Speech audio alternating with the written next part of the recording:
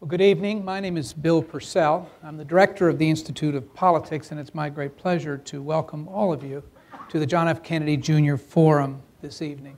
One of the singular initiatives of this Harvard Kennedy School and our Dean David Ellwood is acting in time.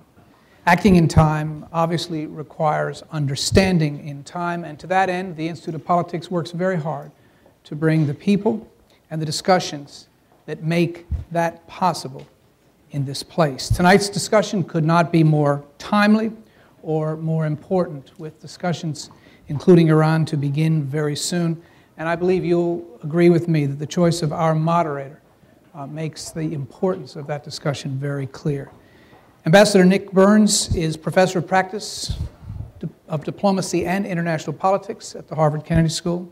He served in the United States Foreign Service for 27 years, most recently as Undersecretary of State for Political Affairs from 2005 until 2008. This is the nation's highest-ranking career diplomatic position. From this position, he led negotiations on Iran, India, Kosovo, was responsible for overseeing U.S. diplomatic efforts in literally every region of the world. Prior to that, he was United States Ambassador to NATO from 2001 to 2005, also served as our ambassador to Greece. Please join me in welcoming Ambassador Nick Burns. Let's go.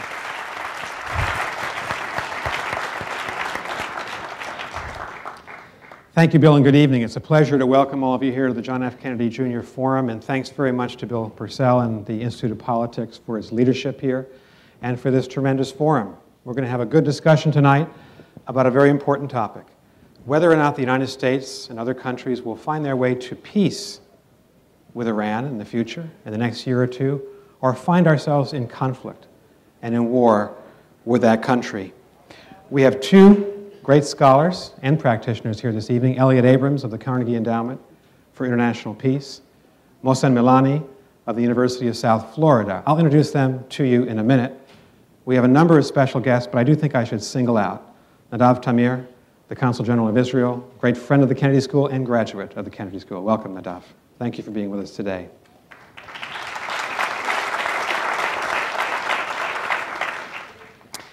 I want to give you a word about context and just try to provide a little frame for the discussion this evening. And first, a word about what is happening in Iran itself.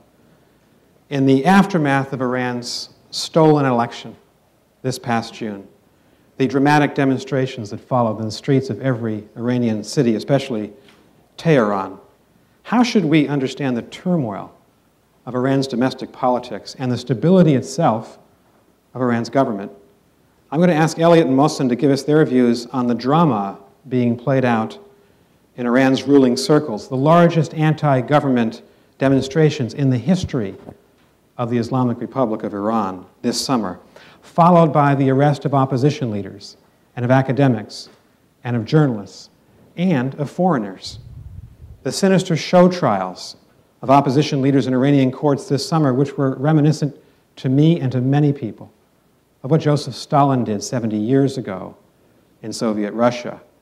The unprecedented criticism by Iranians in the political system of the supreme leader, Ali Khamenei, and the apparent struggle for power between, on the one hand, Mahmoud Ahmadinejad, supported by the Revolutionary Guards, and on the other, a combination of senior clerics and civilian leaders, some of whom were fathers and mothers of the Iranian Revolution in 1978 and 1979. What is the likely conclusion of this internal struggle for power in Iran? Will the government's brutal suppression of the reformers succeed in propping up the regime of Ahmadinejad for the long term, or are we witnessing the slow unraveling of civil and political order in Iran that could lead to regime change in Iran and perhaps to a new Iranian revolution? That's the first question that I'm going to ask Mohsen and Elliott and all of you to focus on. The second question goes directly to the heart of what's in the interest of the United States, of Israel, of the moderate Arab states, and I believe of the Palestinian people. Will we soon see an Iranian government with a nuclear weapons capability? And if that happens, what will be the consequences for the future peace and stability of the region that is now the epicenter of American policy, the Middle East, It's where we are focused in the world today, and I think it's the epicenter of global politics. Iran already poses at least 3 specific threats to the United States. A nuclear weapons capability that would change the balance of power against us and against most of our friends in the future. First. Second, the fact that Iran is funding and directing nearly all the Middle East terrorist groups that are a problem for the United States and Israel and the moderate Palestinians. And third, the fact that Iran is a neighbor to Afghanistan and Iraq, and in my judgment, has often acted in very unhelpful ways as we seek to stabilize both of those countries. This second major issue that we're going to debate tonight is how President Obama and other world leaders should respond to this Iranian nuclear threat. Now, as Bill said, as he mentioned, the Obama administration made an announcement last week. We, the United States, will send an American diplomat for the first time, really, in 30 years for sustained discussions and negotiations with the Iranian leadership on October 1st. So is President Obama correct to pursue a policy of engagement with Iran? Do the talks have a hope of success after 30 years of no substantial substantive discussions between the two governments? Can engagement, perhaps combined with sanctions, perhaps even with a threat of force, succeed in avoiding war? Or are negotiations an illusion and bound to fail? Would the U.S. be better off using military force to stop the Iranian nuclear effort, or to support an Israeli military strike against Iranian targets? And finally, is there a third way forward between acquiescence to an Iranian nuclear capability and all-out war? And that would be containment. Could the United States seek to lead an international effort to contain Iranian power in the Middle East? We successfully contained the Soviet Union over 5 decades, and Mao's China. Why should we not then attempt to avoid a war, but contain Iranian nuclear power in the process? A final note, and some truth in advertising for this debate.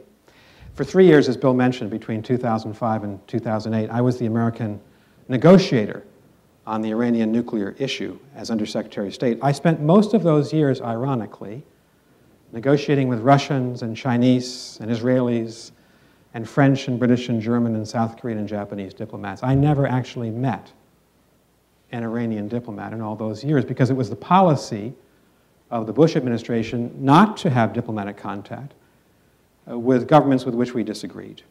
So another question for the audience tonight is what President Obama has put forward as a great change in the way that Americans act in the world. Should we be engaging our adversaries and enemies as well as our friends? And I have very strong views on all these issues, but as your moderator, I'm going to try very hard to be objective and ask one final question. Is diplomacy the way forward through a difficult relationship with a truculent and irresponsible government in Tehran, or are we fated for something else? Let me introduce our 2 speakers. Elliott Abrams is a friend of mine. He is a senior fellow at the Middle Eastern Studies at the Council on Foreign Relations in Washington, D.C. He served at a very high level in the Bush administration. He was our Deputy National Security Advisor for a lot of that time, responsible for all of our Middle East politics and negotiations, and did a very fine job in the process. He served previously as President of the Ethics and Public Policy Center in Washington, Chairman of the United States Commission on International Religious Freedom, and this must be a record. In the Reagan administration, he was 3 times an Assistant Secretary of State, first for International Organization Affairs, second for Human Rights, and third for Inter-American, Latin American Affairs. He's a graduate of Harvard College, you've all heard of that, of Adams House, of Harvard Law School, and London School of Economics, and the author of 3 books. Please join me in welcoming Elliott Abrams. Thank you.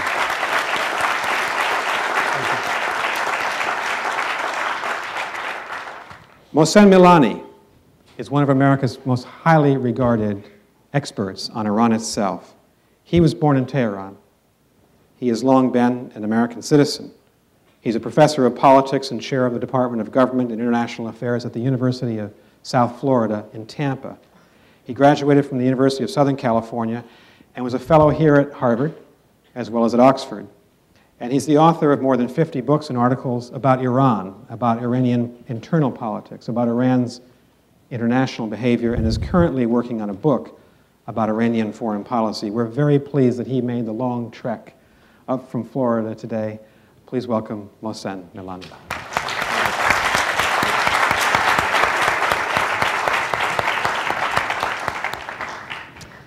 We thought we'd have a conversation. I'll ask some questions of Mohsen and Elliott.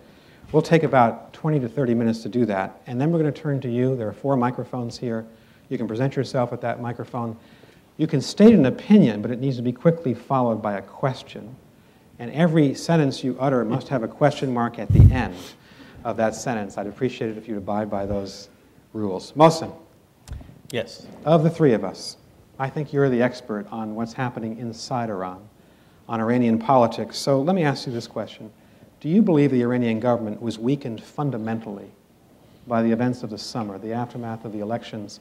And do you think there is a prospect that we might see the slow unraveling of that government and a change of government at some point in the next year or 2 inside Iran? Well, good evening, and thank you very much for your kind introduction. And I'm very happy that you have set the parameters of our discussion. I am the only expert, and therefore I expect no debate from you for the rest of this evening. Very good. We'll try to honor that. Done.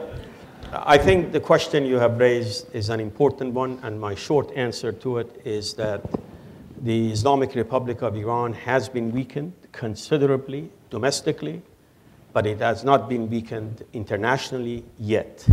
If Iran cannot put its house in order in a short term, then you're going to see a weakening of Iranian position regionally. Iran has been weakened essentially because what happened in the June, in the disputed election, is unprecedented in the history of the Islamic Republic.